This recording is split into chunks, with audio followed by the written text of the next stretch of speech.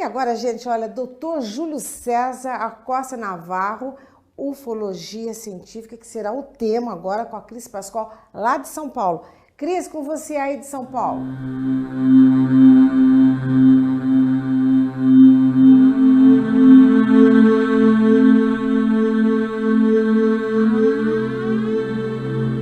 Olá, Berenice, tudo bem? Estamos aqui no Conexão X. Nós queremos acreditar. E aqui nós fazemos cientistas. Você sabe como que é? Aqui a gente mostra a cobra, o pau e o jornal. Estamos aqui com o Júlio César Acosta Navarro. Ele é cardiologista e também pesquisador científico da área ufológica. Tudo bem, doutor Júlio? Tudo bem, obrigado pelo convite. Aqui no Conexão X. Obrigado. Seja muito bem-vindo. Tenho certeza que o doutor Júlio vai trazer muito esclarecimento para a gente aqui, pessoal. Doutor, vamos explicar o que é ufologia científica, porque eu sei que o senhor pesquisa a área científica da ufologia. Exatamente.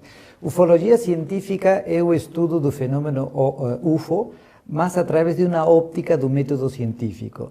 Tradicionalmente, a ufologia tem sido conhecida desde a década de 40, 50, de uma maneira empírica, tradicional, e até em algumas situações associado ao espiritismo, chamando a ufologia espiritista. Então, a ufologia científica seria o estudo desse fenômeno, mas através do método científico. E justamente é nesse ponto, né, que há mais de 30 anos estou dedicado, né, e lidero um grupo de pesquisadores independentes. Né. Olha que maravilha, né? Devemos dizer também que a ufologia atualmente não é considerada uma ciência de uma maneira assim ortodoxa. Não existe dentro das universidades nenhuma disciplina, muito menos uma carreira de ufologia. Tá? Porém, o fenômeno existe, o fenômeno pode ser estudado através do método científico. Nós temos já uma pesquisa em andamento, uma pesquisa científica, e posso dizer como cientista que a ufologia não somente uma ciência, mas é uma ciência novinha, né? Acaba de nascer, comparado a outras ciências, e uma ciência nobre, porque o ufólogo, geralmente, ele não tem emprego no jornal, ele não recebe um salário, nem tem um diploma, então, até uma ciência nobre. É uma ciência nobre e uma ideologia também, né? De trazer esse conhecimento tão real à tona, né? Mas eu queria mostrar, antes de continuar a nossa entrevista, o livro, né? Que o Dr. Júlio César Navarro, que é cardiologista, pessoal, e pesquisador da área científica, né? Trouxe para nós. Fala um pouquinho do seu livro. Sim. Em essência, esta obra tem dois núcleos. O primeiro núcleo é a investigação que foi feita durante vários anos de um caso de contacto de quinto grau. Um contacto de quinto grau, né? Quando uma pessoa, um testemunho, né, afirma ter tido um encontro próximo com uma inteligência extraterrestre, e nesse contato houve troca de informações, Então, esta obra se trata da investigação de um desses casos que aconteceu na década de 60 nos Andes do Peru, né?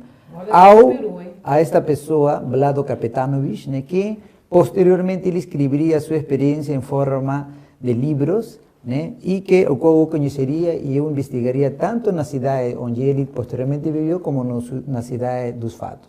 E a outra parte, a contraparte, o segundo núcleo disto é a análise do conteúdo que, segundo o contactado, né, recebeu de parte destas inteligências de fora.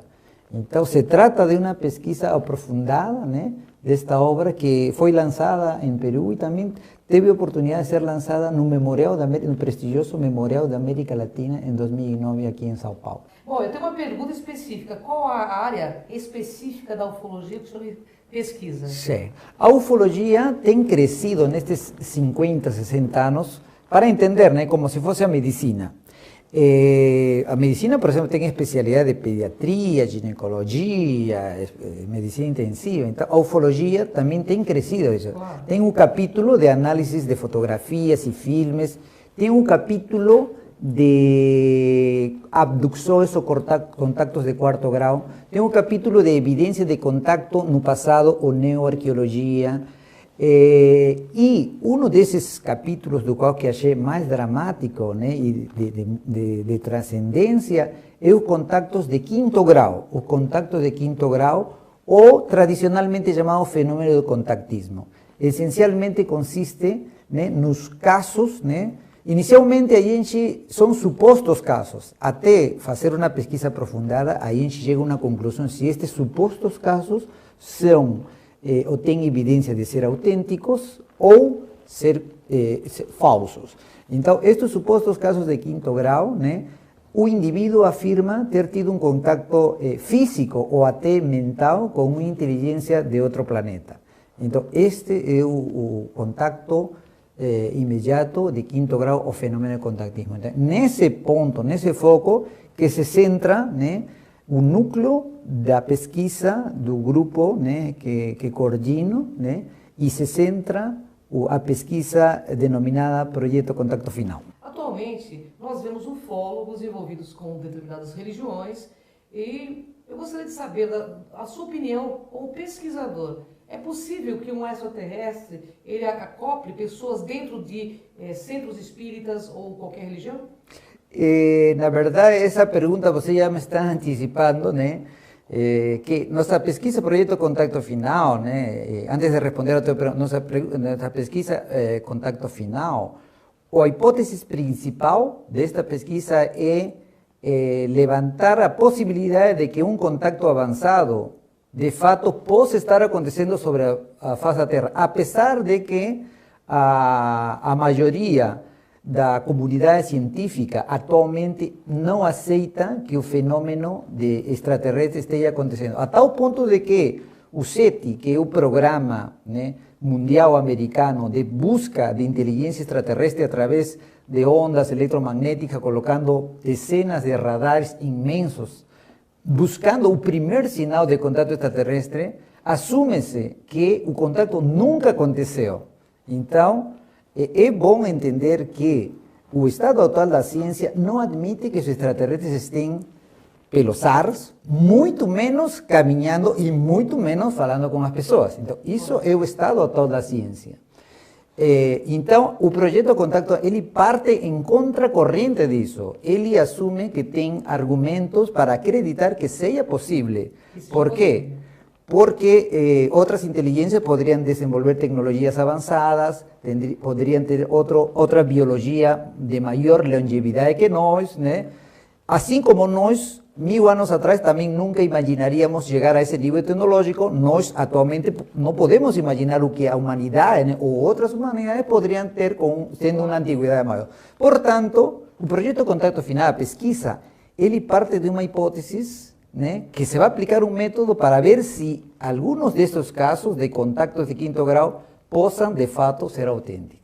Então, antes de responder a pergunta, eu já vou te responder, né, o primeiro resultado, porque este trabalho já está avançado, na verdade, ele já tem os dados levantados, analisados, e o paper, ou digamos, o relatório técnico está feito. Na verdade, até a pesquisa foi encaminhada a revistas científicas. No momento, revistas científicas estão analisando o valor e o mérito desta pesquisa para, eventualmente, ser publicadas ou não. Isto representa uma tarefa imensa, tá?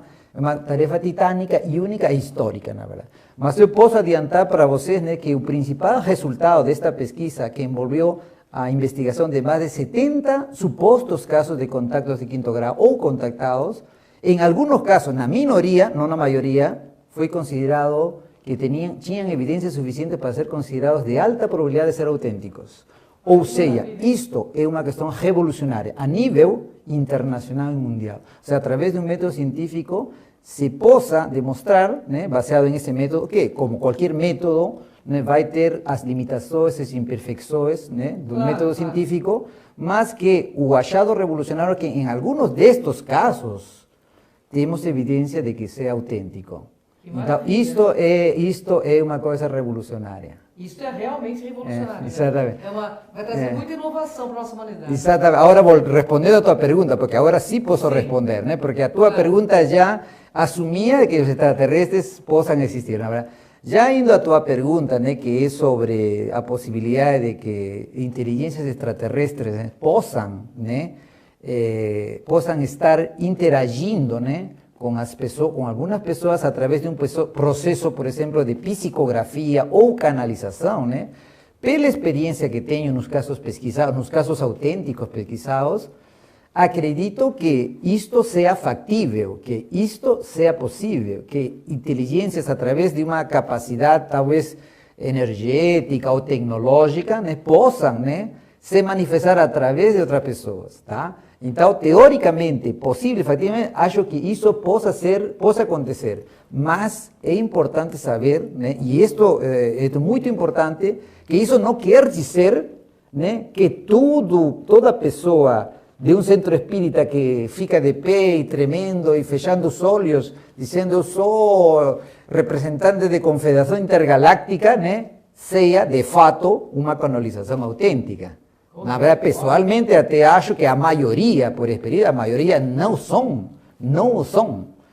Então, é importante diferenciar isso, né? O que pode teoricamente acontecer, mas o que na prática está se vendo. Aliás, no projeto Contato Final, quando eu te contei que na maioria dos casos foi demonstrado, ou havia evidência de que o contato podia ser autêntico, mas na grande maioria destes supostos contactos, na grande maioria, não tinha provas, não tinha evidências, né, para pensar que seja autêntico, portanto, provavelmente eram falsos. Com certeza. A pessoa que, quando o senhor vai pesquisar uma pessoa, quando é autêntico, a pessoa participa da pesquisa, se abre, mesmo que ele esteja equivocado, não é verdade? Exatamente, exatamente. Quando a pessoa realmente não se fecha a um pesquisador científico, realmente é porque já tem alguma coisa errada, ela sabe que ela está infringindo uma lei cósmica e falseando a situação. Né? Exatamente. Na verdade, você tocou, né? Você leva a colação a questão do método. Né? Você vai me perguntar na seguinte, por problema de dizer, qual é o método que nós utilizamos, né? Claro. Para determinar, né, se este caso é autêntico ou não. E aí está, digamos, a grande contribuição, né? O método intelectual, né, o método utilizado para esta pesquisa, né, foi um método, digamos, construído, criado, né, a partir de duas vertentes, né, de conhecimento. Uma vertente é os conceitos tradicionais do que seria verdade, dados pelos grandes filósofos como Aristóteles, Platão, Kant, etc., grandes filósofos que definiam a verdade. Uns definiam como a verdade é a matemática, outros a verdade é o que se demonstra, a verdade é o que se toca, né? A verdade é Deus, né? Então a verdade é a razão. Então os grandes filósofos, né, eles contribuíram para definir o que é verdade. Então o método em si central deste projeto para determinar, ele se baseia em duas vertentes. O primeiro é os conceitos de verdade, o que seria verdade, o que precisa ser verdade. Sim. Entendeu? E a outra parte, né, é o conhecimento empírico de estar envolvido durante mais de 30 anos em mais de 100 casos de supostos contactos de quinto grau. Então, entrando por dentro, assim como acredito que você tenha tido já essa experiência, pelo que você me contou em off, né, você já teve, né, experiência de lidar com supostos contactos de quinto grau, contactados.